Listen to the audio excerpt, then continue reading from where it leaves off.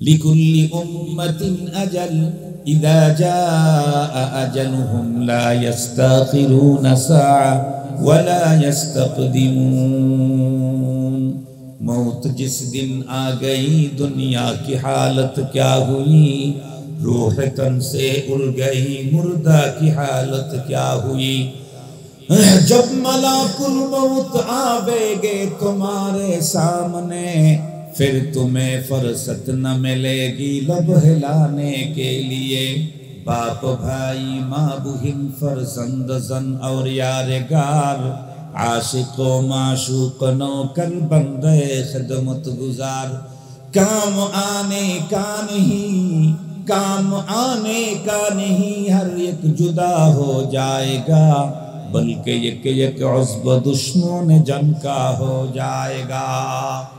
লম্বা কথা, নির্ধারিত টাইমে নিয়ে যাবে। তবে আজরাইল একটু আগে আসবে, এসে বলবে ভাই তোমার কোনো পেরেশানি নেই, তোমাকে নিয়ে যাব। কোথায়? তোমাকে নিয়ে যাব জান্নাতে। কোরআন শরীফে আল্লাহ তাআলা বলেন ইন্নাল্লাযীনা ক্বালু রাব্বুনাল্লাহ সুম্মা ইসতাকামু তাতানাজ্জালু আলাইহিমুল মালায়েকা আল্লা তাখাফু ওয়া লা তাহজানু ওয়া আবশিরু বিল জান্নাতিল্লাতী কুনতুম তুআদুন।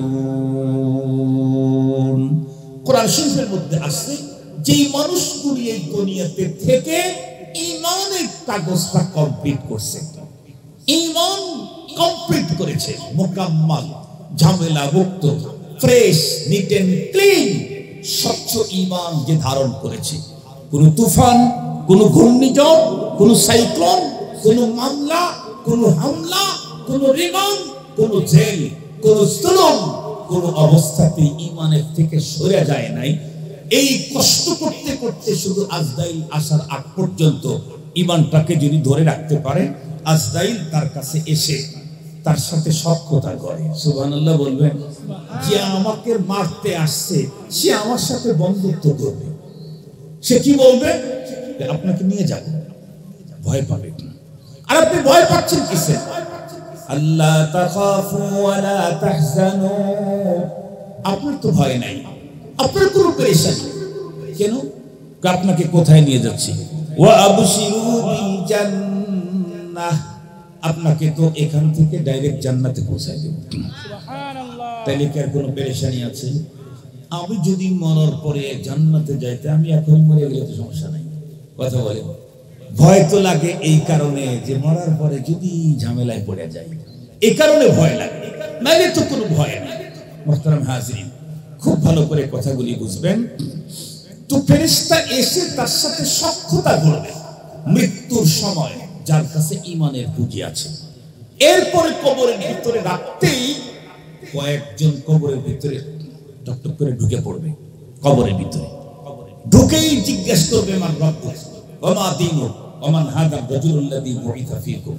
এই কাগজ দেখাও, কাগজ দেখাও। আপনারা যারা হজ করতে গেছেন, দেশের বাইরে গেছেন, তারা জানেন বিমানে ওঠার আগে একবার চেক করছে ইমিগ্রেশন, অনেক চেক করছে।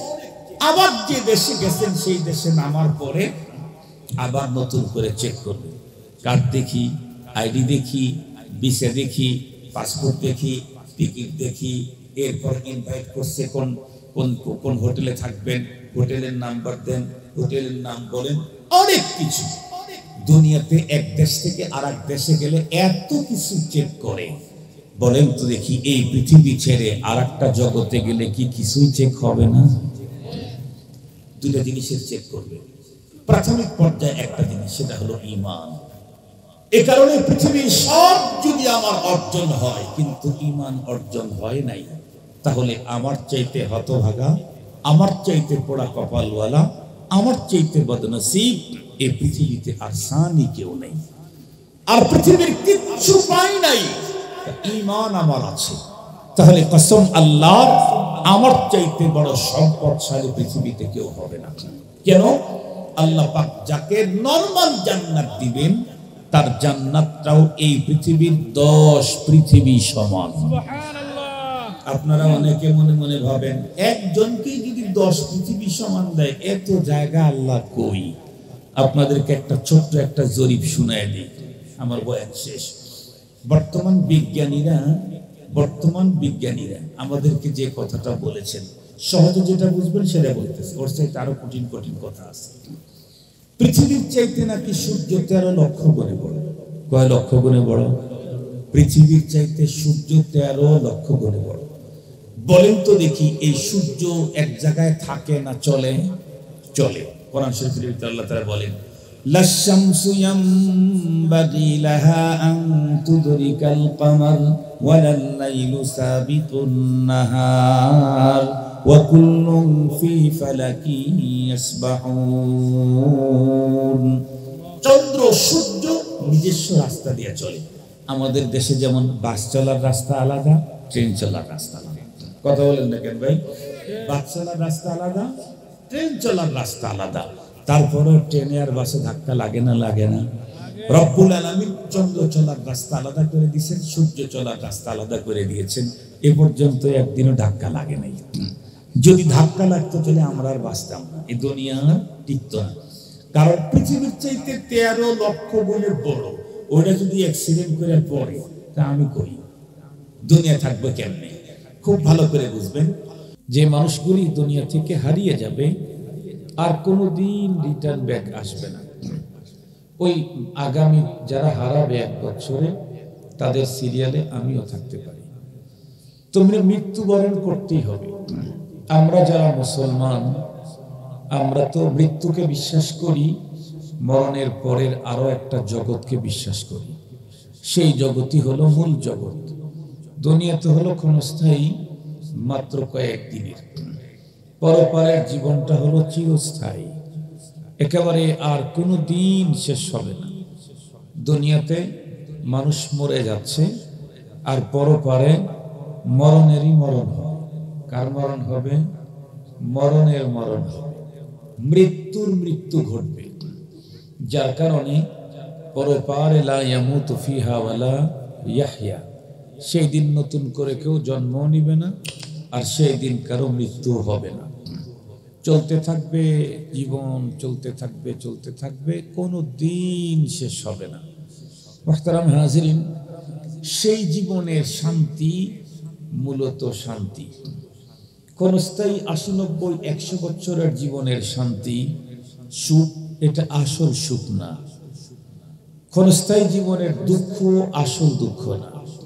আসল সুখ হলো পরপারের সুখ, আসল দুঃখ হলো পরপারের দুঃখ।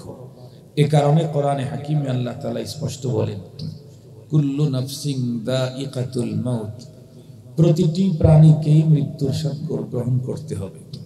ওয়া ইন্নাকুম তুওয়াফাউনা উজুরাকুম ইয়াউমাল কিয়ামা, আর তোমরা তোমাদের কৃতকর্মের পুরোপুরি প্রতিদান পাবে হলো কিয়ামতের দিন।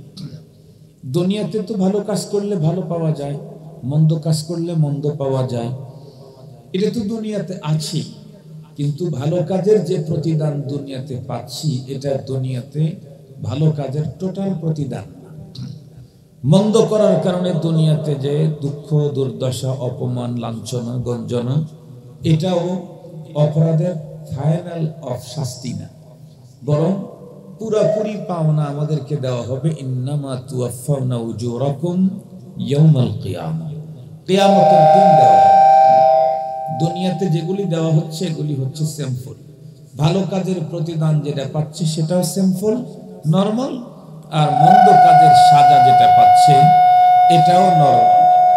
মূলত ফাইনাল পুরাপুরি পাওনা ভালো কাজ এবং মন্দ কাজের, সেটি হবে আখিরাতে। মুহতারাম হাজিরিন, সেই আখিরাতের দিন, ফামান যুহজিহা আনিন নার ওয়া উদখিলাল জান্নাহ ফাকাদ ফাজ, আখিরাতের দিনে যেই লোকটা জাহান্নাম থেকে মুক্তি পেয়ে জান্নাতে ঢুকে যাবে, আল্লাহর ভাষায় আল্লাহ বলেন সেই লোকটা হলো প্রকৃত সফলকাম। আমরা মনে করি অল্প দিনের ভিতরে টাকা পয়সা, গাড়ি বাড়ি, গ্রামে শহরে বন্দরে রাজধানীতে দেশে বিদেশে টাকা আর টাকা, এই লোকটা সফল। নো, এই লোকটা সফল না। দেখতে দেখতে সে বিশাল বড় নেতা হয়ে গেছে, এই লোকটা সফল না। না, অল্প দিনের ভিতরে সারা বাংলাদেশের ভিতরে সে ভাইরাল হয়ে গেছে, সবাই তারে চিনে, তাম দুনিয়া তাকে চিনে। এই লোকটা সফল না, এটাও প্রকৃত সফল না। প্রকৃত সফলকে যে ব্যক্তি পরপারে জাহান্নাম থেকে মুক্তি পেয়ে জান্নাতে ঢুকে যাবে, প্রকৃত সফলতা হলো তার। কেন?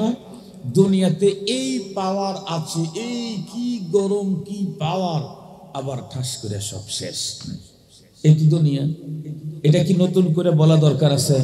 এই তো 4 মাস আগেই বাংলাদেশে কি ঘটে গেল। আপনাদের এই অঞ্চলে সবচেয়ে বেশি দাপট যে দেখাইছে সে কি আছে? মনে হয়? মনে হয় নাই। সবচেয়ে বেশি দাপট যে দেখাইছে এই লোকগুলি এখন নাই। সবচেয়ে বেশি ক্ষমতা যে দেখাইছে সে লোকগুলি দেশেই নাই।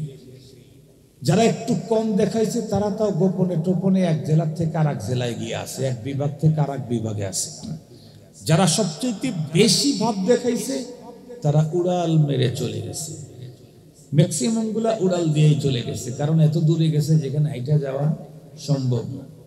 মুহতারাম হাজরিন, তো দুনিয়াতে চেয়ার হোক, পাওয়ার হোক, টাকা হোক, পয়সা হোক, আমি নিজের চোখে আমি আমার দেখেছি আর কি, যেই মানুষটা 2 হাতে রমজান মাসে দান করত, 2 হাত দিয়া, সেই মানুষটা জীবনের শেষ সময়ে মানুষের কাছ থেকে যাকাতের কাপড় নিয়ে পরে দুনিয়া থেকে বিদায় নিয়েছে। এরকম ঘটনাও এই সিরাজগঞ্জের আছে। এই সিরাজগঞ্জে, আমি তো সিরাজগঞ্জেরই। এই জন্য পৃথিবীতে অনেক টাকা হলে সফল না, অনেক বড় পাওয়ার হলে সফল না। কেন? এটা এখন আছে তখন নাই, তখন আছে এখন নাই, এই আছে এই নাই।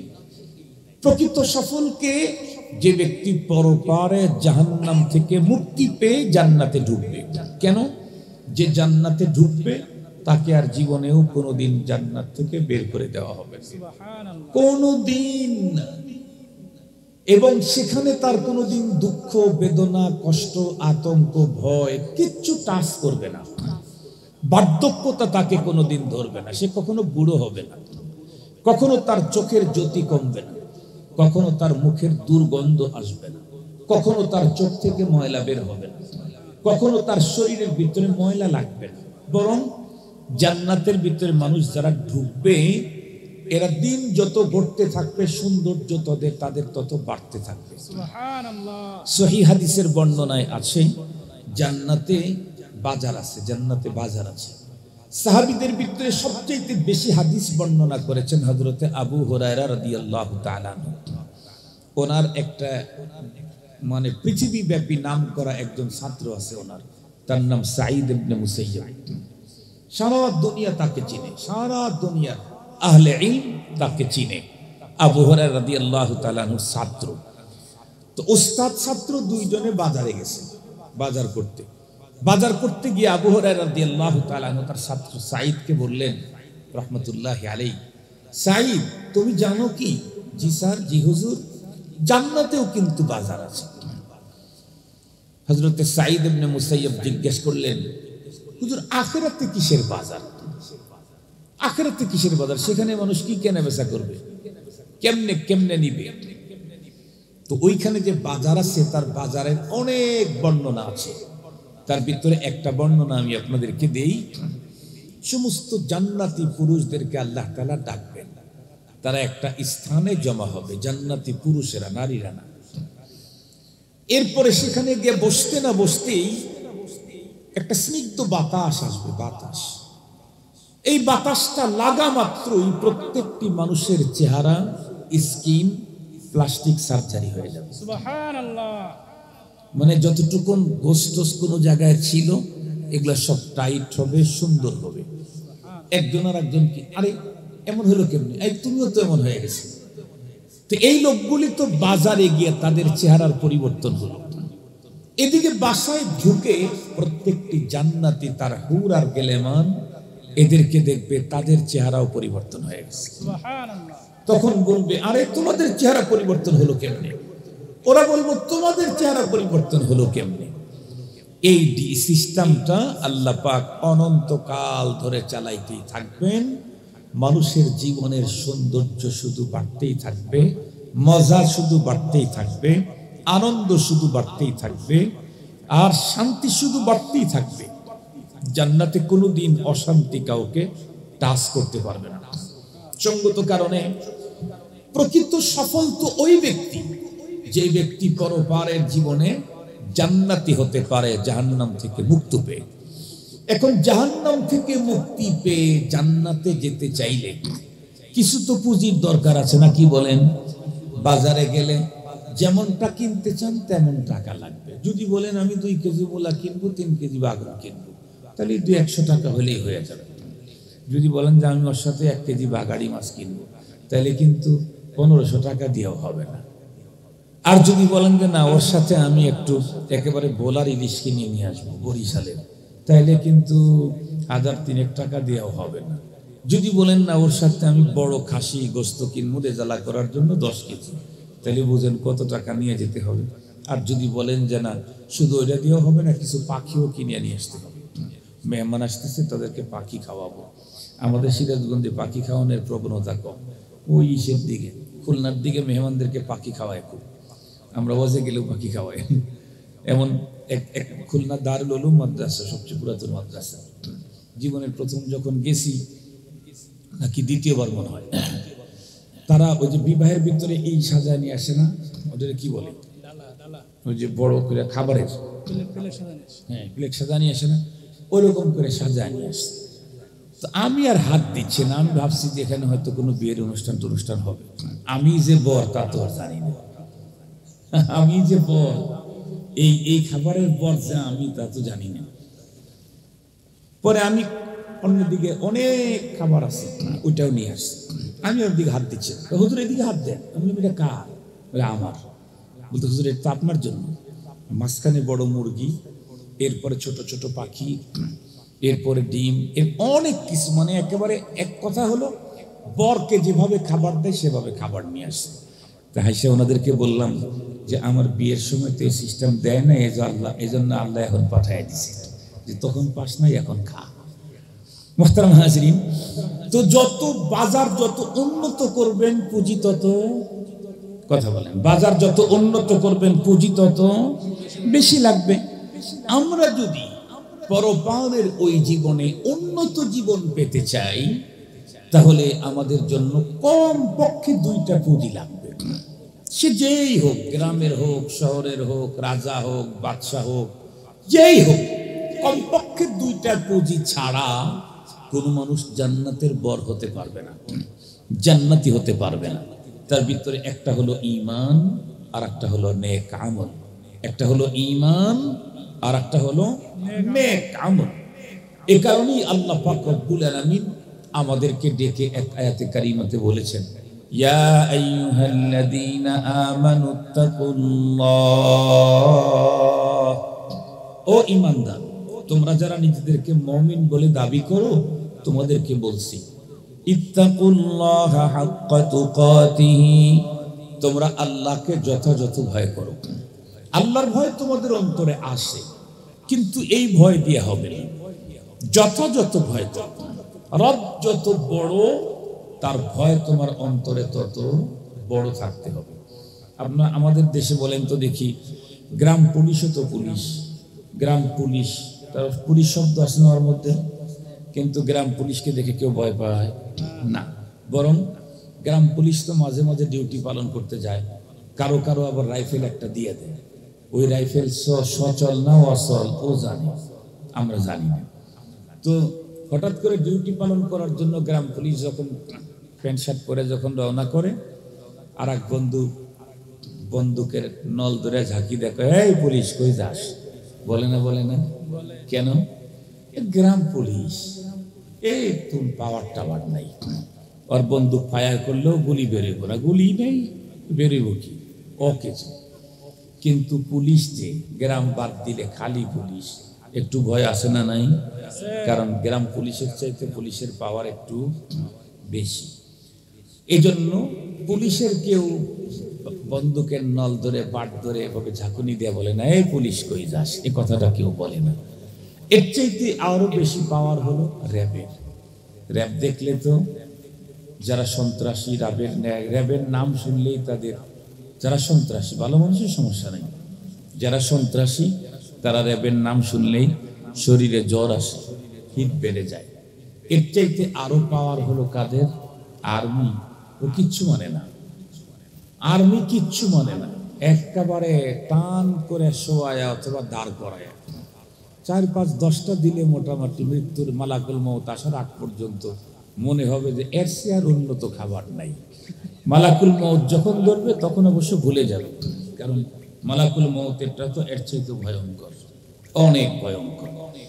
তো যে বলতেছিলাম যে এই জিনিসটা যত বড় হয় তার ভয় তত বেশি হয়। বলুন তো দেখি, দুনিয়াতে যত বড় আছে আমার আল্লাহ সমান কেউ আছে?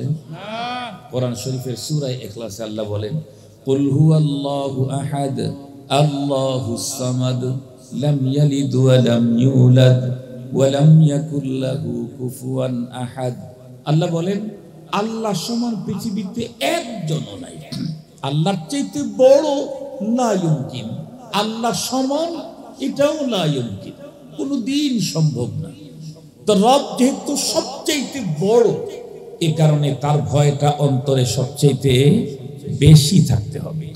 কিন্তু আমাদের অন্তরে কিন্তু রবের ভয়ের চাইতে র্যাবের ভয় বেশি।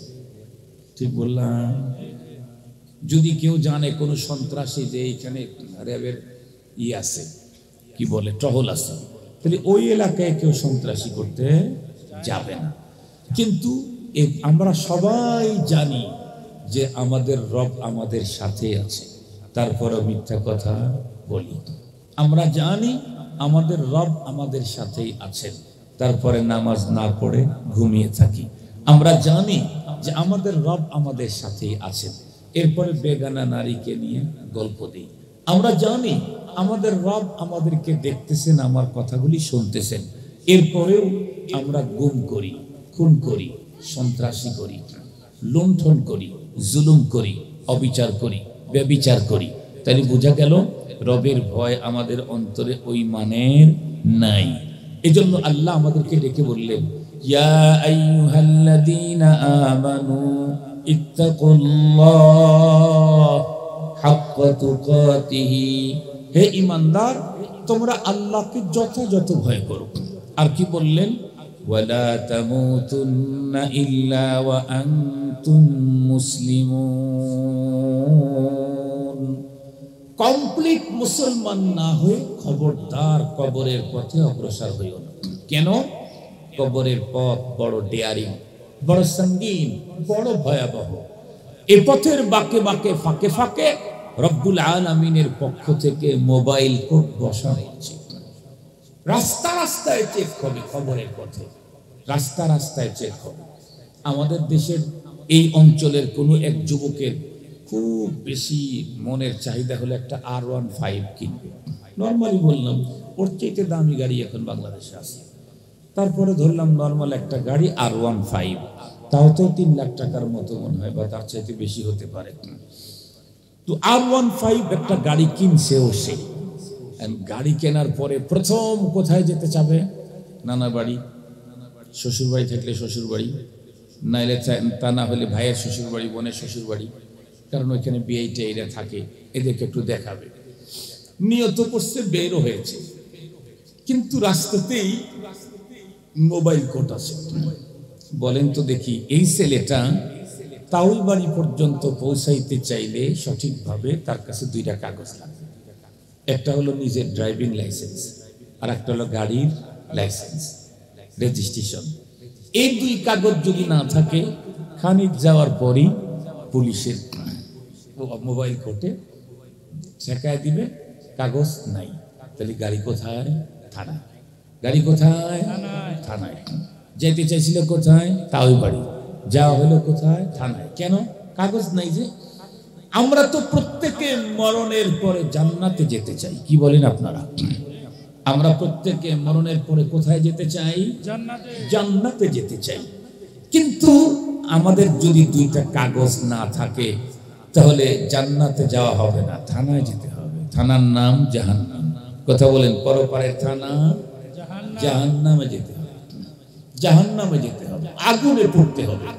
দুইটা কাগজ যদি দুনিয়া থেকে কমপ্লিট করে যাই, তাহলে র্যাবের মোবাইল কোড হোক, আর আর্মির মোবাইল কোড হোক, আর পুলিশের হোক, আর আরো বড় কোন অফিসারের মোবাইল কোড হোক, আমার কোনো পেরেশানি নাই। কেন? আমার নিজের ড্রাইভিং লাইসেন্স ওকে, গাড়ির লাইসেন্স ওকে, আমাকে কে ধরে? ঠিক তদ্রুপ এই দুনিয়া থেকে দুইটা লাইসেন্স আমাকে আপনাকে করে যেতে হবে কবরের পথে, তাইলে আর কোনো ঝামেলা নাই। কিন্তু যদি দুইটা কাগজের কোনো একটা না থাকে, তাহলে কিন্তু ঝামেলার শেষ নেই। এই জন্য একজন কবি বড় চমৎকার বলেছেন, আয়া সাহিবাদ যামবি লা তাকনাতু ফাইন্নাল ইলাহা রাউফুর রাউফ ওয়ালা তারহালান্না বিলা উদ্দাতিন ফাইন্নাত তারিকা মাখুফুন মাখুফ ফাইন্নাত তারিকা মাখুফুন মাখুফ। দুইটা লাইন পড়েছি, একটা লাইনের তর্জমা করব, দুইটাই করি। কবি বলেন, এই অপরাধী কখনো নিরাশ হও না। কেন? আমাদের রব সিরিয়াস ক্ষমাশীল। তোমার গুনাহ যত বেশি হতে পারে, তার চাইতে রবের দয়া অনেক বেশি। তবে মনে রাখতে হবে, সব গুনাহ তওবা কিন্তু এক রকমের না। সব অপরাধ আস্তাগফিরুল্লাহ দিয়ে মাফ হয় না। সব অপরাধ আস্তাগফিরুল্লাহ দিয়ে মাফ হয় না। সূরা নিসার 92 নম্বর আয়াতে একটা অপরাধের কথা বর্ণনা করা আছে। কোন মুসলমান আর একজন মুসলমানকে ভুল ক্রমে মেরে ফেলেছে, তাহলে সেই অপরাধের তওবার কথা বর্ণনা করা আছে যে তাকে দুইটা জিনিস করতে হবে। একটা হলো একটা মুসলিম গোলাম আজাদ করতে হবে, আর একটা হলো যাকে মেরে ফেলেছে, ভুল ক্রমে মারা পড়ে গেছে, তার অভিভাবকদেরকে দিতে হবে 100টা উটের দাম রক্তকর। শেষে গিয়ে আল্লাহ তাআলা বলেন, তাওবাতাম মিনাল্লাহ। এই অপরাধের এটাই তো, এই অপরাধের এটাই তো। এই অপরাধ করে কেউ যদি গোলাম আজাদ করে নাই, 100টা রক্তপণে উট দেয় নাই, সারা জীবন খানায় কাবার চত্বরে বসে শুধু ইস্তেগফার করেছে, এই ইস্তেগফার দিয়ে এই অপরাধ মাফ হবে না। ওই অপরাধের তওবা হলো ওইটা। যেই অপরাধের যেই তওবা, সেই পদ্ধতিতে তওবা করলে আল্লাহ তাআলা অপরাধকে মাফ করে দিবেন। তবে সাথে সাথে কবি আর একটা কথা বলেছেন, ওয়ালা তারহালান্না বিলা উদ্দাতিন ফাইন্নাত তারিকা মাখুফুন মাখুফ। খবরদার, কবরের পথে যারা যাত্রা করতেছেন, পুঁজিবিহীন যায়েন না, পুঁজিবিহীন কবরের পথে আগায়েন না। কেন? এই পথের বাঁকে বাঁকে, ফাঁকে ফাঁকে মোবাইল কোড বসানো আছে। ঢুকতেই জিজ্ঞাসা করবে, কাগজ দেখাও, পেপারস দেখাও। আমি শুধু একটা কথা বলেই শেষ করে দিচ্ছি, যেমন মৃত্যুর সময়ই বুঝতে পারবে যার পুঁজি নাই।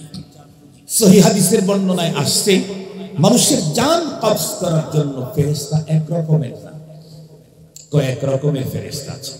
ঈমানদারদের জান কবজ করার জন্য যার কাছে দুইটা কাগজ আছে, ঈমান ইসলাম, ঈমানও আছে ইসলামও আছে, এই লোকের কাগজ কমপ্লিট। এই লোকের জান কবজ করার জন্য যে ফেরেশতা মালাকুল মউত আসবে, এই ফেরেশতা এসে যাকে মারতে আসছে তার সাথে হৃদ্যতা, বন্ধুত্ব গড়া শুরু করবে। আগে একটু আগে আসবে, নির্ধারিত টাইমে তো জান বের করে নিয়ে যেতে হবে। লিকুল্লি উম্মাতিন আজাল ইযা জাআ আজালুহুম লা ইস্তাখিরুনা সাআ ওয়া লা ইস্তাকদিমুন। मौत जिस दिन आ गई दुनिया की हालत क्या हुई, रूह तन से उड़ गई मुर्दा की हालत क्या हुई। जब मलाकुल मौत आवेगे तुम्हारे सामने, फिर तुम्हें फुर्सत न मिलेगी लब हिलाने के लिए। बाप भाई माँ बहन फरजंद जन और यारगार, आशिको माशूक नौकर बंदे खिदमत गुजार। काम आने का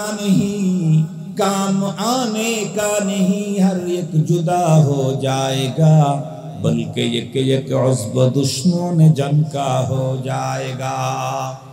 লম্বা কথা, নির্ধারিত টাইমে নিয়ে যাবে। তবে আজরাইল একটু আগে আসবে, এসে বলবে ভাই তোমার কোনো পেরেশানি নেই, তোমাকে নিয়ে যাব। কোথায়? তোমাকে নিয়ে যাব জান্নাতে। কোরআন শরীফে আল্লাহ তাআলা বলেন ইন্নাল্লাযীনা ক্বালু রাব্বুনাল্লাহ সুম্মা ইসতাকামু তাতানাজ্জালু আলাইহিমুল মালায়েকা আল্লা তাখাফু ওয়া লা তাহজানু ওয়া আবশিরু বিল জান্নাতিল্লাতী কুনতুম তুআদুন। কোরআন শরীফের মধ্যে আছে যেই মানুষগুলি এই দুনিয়াতে থেকে ঈমানের কাগজটা কমপ্লিট করছে, ঈমান কমপ্লিট করেছে, মোকাম্মল, ঝামেলা মুক্ত, ফ্রেশ, নিট এন্ড ক্লিন, স্বচ্ছ ঈমান যে ধারণ করেছে, কোন তুফান, কোন ঘূর্ণিঝড়, কোন সাইক্লোন, কোন মামলা, কোন হামলা, কোন রিমান্ড, কোন জেল, কোন জুলুম, কোন অবস্থাতে ঈমানের থেকে সরে যায় নাই। এই কষ্ট করতে করতে শুধু আজরাইল আসার আগ পর্যন্ত ঈমানটাকে যদি ধরে রাখতে পারে, আজরাইল তার কাছে এসে তার সাথে সখ্যতা করে। সুবহানাল্লাহ বলবেন। যে আমাকে মারতে আসছে সে আমার সাথে বন্ধুত্ব করবে। সে কি বলবে? আপনাকে নিয়ে যাব। ভয় পাবে। আর আপনি ভয় পাচ্ছেন কিসে? আল্লাহ তাখাফু ওয়া লা তাহজানু, আপনার তো ভয় নাই, আপনার কোনো পেরেশানি নেই। কেন? আপনাকে কোথায় নিয়ে যাচ্ছি? ওয়া আবশিরু বিল জান্নাহ, আপনাকে তো এখান থেকে ডাইরেক্ট জান্নাতে পৌঁছায় দেব। সুবহানাল্লাহ। তাইলে কি আর কোনো পেরেশানি আছে?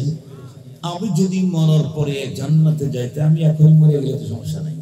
কথা বলে ভয় তো লাগে এই কারণে যে মরার পরে যদি ঝামেলায় পড়ে যায়, এই কারণে ভয় লাগে, নাইলে তো কোনো ভয় নেই। মুহতারাম হাজিরিন, খুব ভালো করে কথাগুলি বুঝবেন। তো ফেরেশতা এসে তার সাথে সখ্যতা করবে মৃত্যুর সময়, যার কাছে ঈমানের পুঁজি আছে।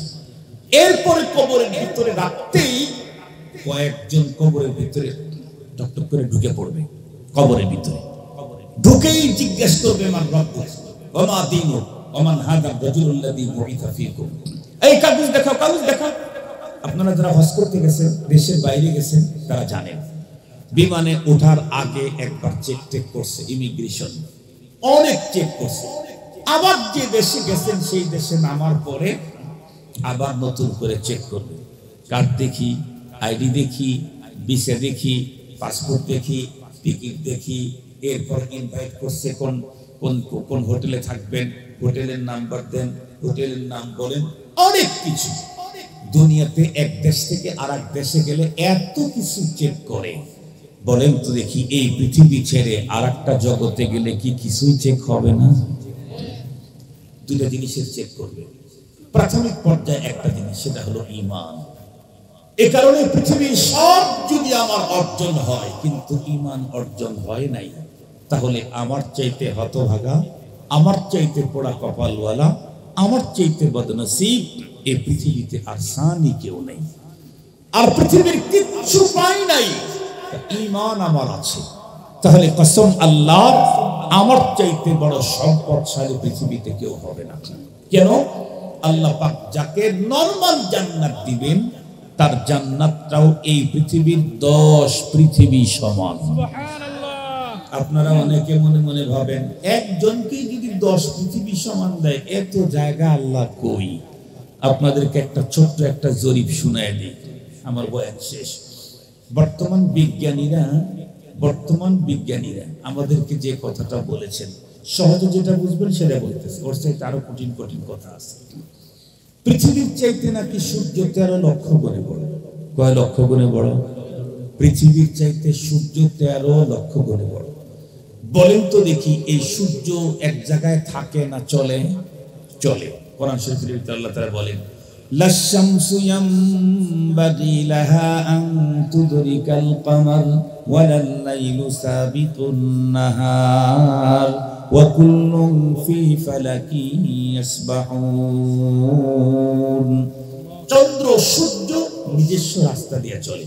আমাদের দেশে যেমন বাস চলার রাস্তা আলাদা, ট্রেন চলার রাস্তা আলাদা। কথা বলেন না কেন ভাই? বাস চলার রাস্তা আলাদা, ট্রেন চলার রাস্তা আলাদা, তারপরেও ট্রেনে আর বাসে ধাক্কা লাগে না? লাগে না?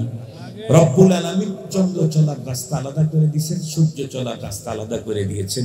এ পর্যন্ত একদিনও ধাক্কা লাগে নাই। যদি ধাক্কা লাগতো তাহলে আমরা আর বাঁচতাম না, এই দুনিয়া টিকত না। কারণ পৃথিবীর চাইতে 13 লক্ষ গুণের বড়। ওটা যদি অ্যাক্সিডেন্ট করে পড়ে তা আমি করি, দুনিয়া থাকবে কেমনে? খুব ভালো করে বুঝবেন। এই সূর্য চলে, সূর্য কোন আসমানে চলে? একেবারে ছোট আসমান, যেটা সামা উদ্দুনিয়া, আমাদের উপরে যে আসমানটা আছে এই আসমানে চলে। এর উপরে আরেকটা আসমান আছে, তার উপরে আরেকটা আসমান আছে, এভাবে 7 নাম্বার পর্যন্ত আসমান আছে। সবচেয়ে ছোট আসমান হলো দুনিয়ার আসমান, এইটা। আর এইখান দিয়ে চলে হলো সূর্য। বলেন তো দেখি, আমরা যতটুকু দেখি পৃথিবীটাকে ঘুরে আসতে কয় ঘন্টা লাগে? সূর্যের 24 ঘন্টা লাগে। আজকে দুপুর 12টার সময় সূর্য যেখানে দেখেছি, আবার সূর্য ওই জায়গায় আসতে কয় ঘন্টা লাগবে? সূর্যের 24টা ঘন্টা। এটা তো স্বাভাবিক চোখে দেখি। আরো ভিতরের কথা আছে, আরো ভিতরের কথা তো সায়েন্সের ছাত্র লাগবে, সায়েন্সের টিচার লাগবে। সায়েন্সের ছাত্র মাত্র দরকার নাই, সবাই যেটা বুঝবে সেটা বলতেছে। ছোট্টবেলা থেকে সারা জীবন কি দেখলাম? সূর্য একদম গরমের মৌসুমের মাথা বরাবর চলে, আর এখন শীতকালে একটু দক্ষিণ দিকে ঢলে গেছে। জীবনে কোনোদিন উত্তর দিকে চলতে দেখছেন সূর্যরে? কথা বলেন না কেন? জীবনে কোনোদিন সূর্যকে উত্তর দিকে ঢলে চলতে দেখেছেন? সোজা চলাচলি চলে আর একটু দক্ষিণ দিকে যায়। তাতে যতটুকু এরিয়া জুড়ে সারা বছর সূর্য যায়, তাতে আসমানের কয় ভাগের 1 ভাগ হবে? কয় কোটি ভাগের 1 ভাগ হবে। ও যে চলে বলে বর্ণনাই করতে পারবো, এই এতটুকু। ঠিক বললাম না? এই এতটুকুর ভিতরে সারা বছর চলে সূর্য। তার গতি এত বেশি, তারপরেও যে রাস্তা অতিক্রম করতে 24 ঘন্টা লাগে, এইরকম সারা বছর অতিক্রম করে আসমানের মাত্র এতটুকু জায়গা, আর পুরা আসমান পড়েই আছে। এটা হলো ছোট আসমান। এটা কোন আসমান? কথা বলেন না কেন?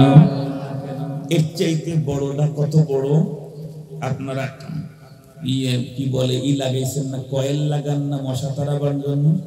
কয়েল দেখবেন, কয়েল কিন্তু একসঙ্গে 2টা থাকে। একেবারে স্ট্যান্ড যেখানে লাগায়, ওইটা একটা পাক আছে যেখানে স্ট্যান্ড লাগায়, ওটা কিন্তু এতটুকু গোল। এরপরেরটা, তারপরেরটা, তারপরেরটা, তারপরেরটা। 7 নাম্বার প্যাচ প্রথম নাম্বার প্যাচের তুলনায় কয় গুণে বড়? মিনিমাম 10-15 গুণে বড় হবে, 15 গুণে বড় হবে মিনিমাম। এই ছোট্ট গোড়ার প্যাচের তুলনায় 7 নাম্বার প্যাচটা যত গুণে বড়, প্রথম আসমানের তুলনায় 7 নাম্বার আসমানটা তত গুণে বড়। সুবহানাল্লাহ। এখন বলেন, এক আসমানে যদি আপনাদেরকে ভাগ বাটোয়ারা করে দেয়, 10 দুনিয়া সমান না, 15 দুনিয়া সমান জায়গায় এমনি পেয়ে যাবেন। আরো কিছু খাস থেকে, খাস বোঝেন নাই? খাস বোঝেন তো? আরো কিছু কি থেকে যাবে? খাস থেকে যাবে। এই জন্য রব এত জায়গায় কোথায় পাবেন? এটা পাগলের বল, এটা পাগলের কথা। রব্বুল আলামিন আসমানই তো 7টা তৈরি করে রেখেছেন, জমিন 7টা তৈরি করে রেখেছেন। 7 আসমানের উপরে আল্লাহ পাকের আরশ। আল্লাহর আরশ কত বড়? ওয়াসিআ কুরসিয়ুহু আস-সামাওয়াত ওয়াল আরদ। আল্লাহর চেয়ার সমস্ত আসমান জমিনকে বেষ্টন করে রেখে দিয়েছে। আল্লাহ পাকের চেয়ার কত বড়! মুহতারাম হাজিরিন, তো যেই মানুষটার কাছে কিছু নাই কিন্তু ঈমান আছে, সেই মানুষটা এই পৃথিবীর 10 পৃথিবী সমান জান্নাত পেয়ে যাবে। এই জন্য যার ঈমান আছে তার চাইতে বড় লোক আর কেউ হওয়ার কোনোদিন সম্ভাবনা। বর্তমান পৃথিবীর বড় লোক হলো বিল গেটস। বিল গেটস কি পৃথিবীর অর্ধেকের মালিক? 50 ভাগের 1 ভাগের মালিক? কথা বলেন না কেন? বিল গেটস হলো বর্তমান পৃথিবীর বড়। বিল গেটস কি পৃথিবীর অর্ধেকের মালিক হয়ে গেছে? 4 ভাগের 1 ভাগের মালিক হয়েছে?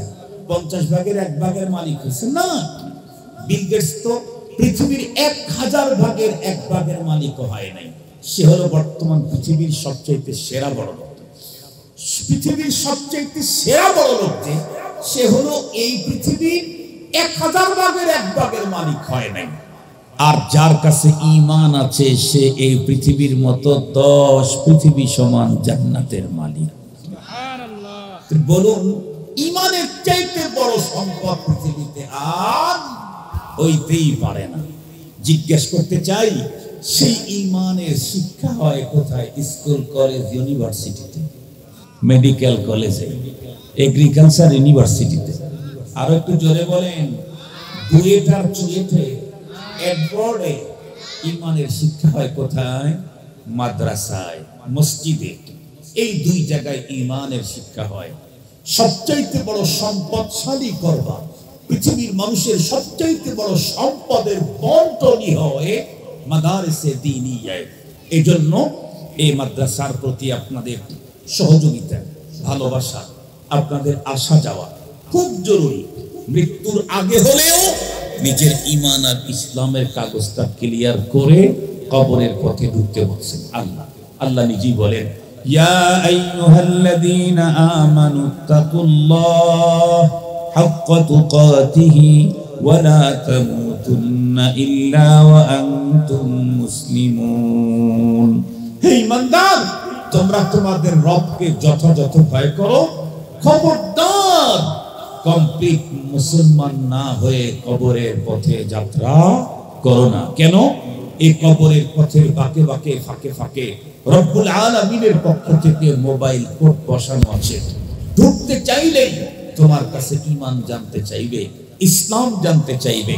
তুমি যদি ঈমান প্রমাণ করতে না পারো, ইসলাম যদি প্রমাণ করতে না পারো, তাহলে তোমাকে ধরে সাথে সাথে আগুনে ঢুকায় দিবে, আযাবে ঢুকায় দিবে, শাস্তি তোমার উপরে শুরু করে দিবে। তুমি সইতে পারবে না এই শাস্তি। এই জন্য আল্লাহ পাক বলেন, ঈমানদার তোমাদেরকে বলছি, তোমরা আমি রবকে যথাযথ ভয় করো আর মুমিন মুসলমান হয়ে তারপরে কবরে আসো। তাহলে আমাদের জন্য 2টা জিনিস জরুরি, একটা হলো ঈমান আর একটা হলো ইসলাম। এই 2টাই পাওয়া যায় মাদ্রাসাতে। পৃথিবীর অন্য কোনো জায়গাতে এই 2 জিনিস পরিপূর্ণ পাবেন না। কোন জায়গায় একটু একটু পাবেন। পরিপূর্ণ যদি পেতে চান, পূর্ণ ইসলাম, পূর্ণ ঈমান, তাহলে মাদ্রাসাতেই আসতে হবে। মাদ্রাসার বাইরে কোথাও পুরাপুরি ঈমান নাই, পুরাপুরি ইসলাম পাওয়া যায় না। ইসলামের যে কোনো বিষয় মাদ্রাসায় আসলে পাবেন, ঈমানের যে কোনো প্রশ্নের জবাব মাদ্রাসায় আসলে পাবেন, অন্য জায়গায় পাবেন না।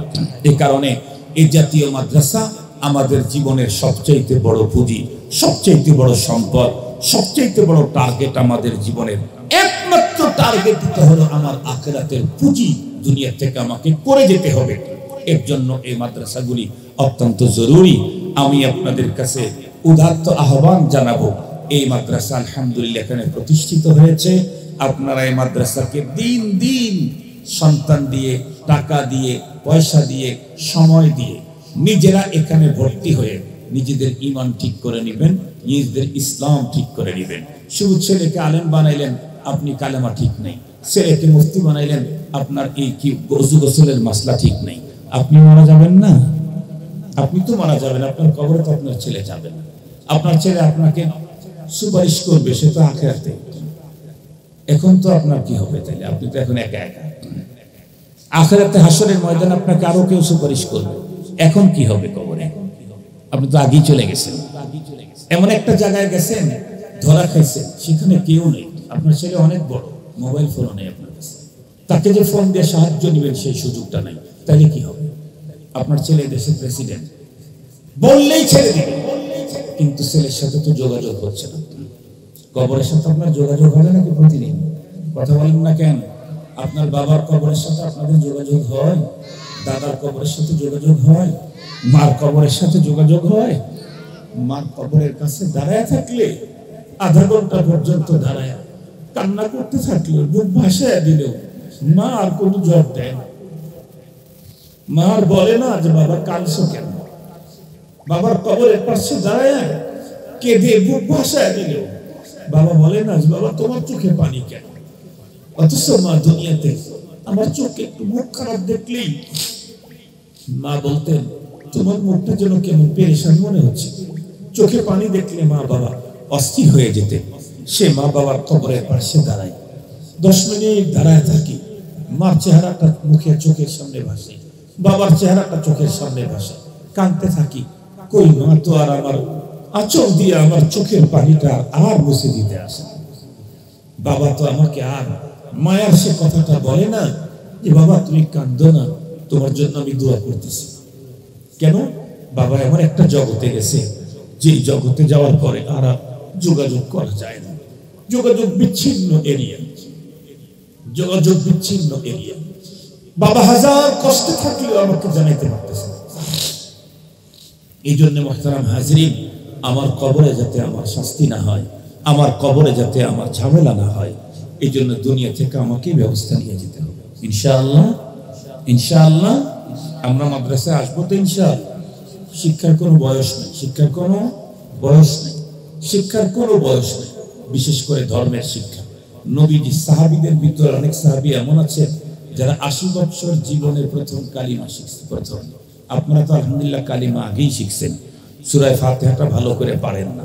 আর ওই সাহাবী 80 বছর 90 বছর পর্যন্ত সূরা ফাতিহা জীবনে শোনেই নেই। আপনি তো বহুবার শুনেছেন। আপনার জন্য তো অনেক সহজ, সাহাবীদের জন্য তো সহজ ছিল না। এই জন্য আমি আপনাদের প্রত্যেককে অনুরোধ করব, নিজেরা মাদ্রাসায় আসবো, নিজেদের ঈমান ইসলাম ঠিক করব, সন্তানদেরকে মাদ্রাসায় পাঠাবো।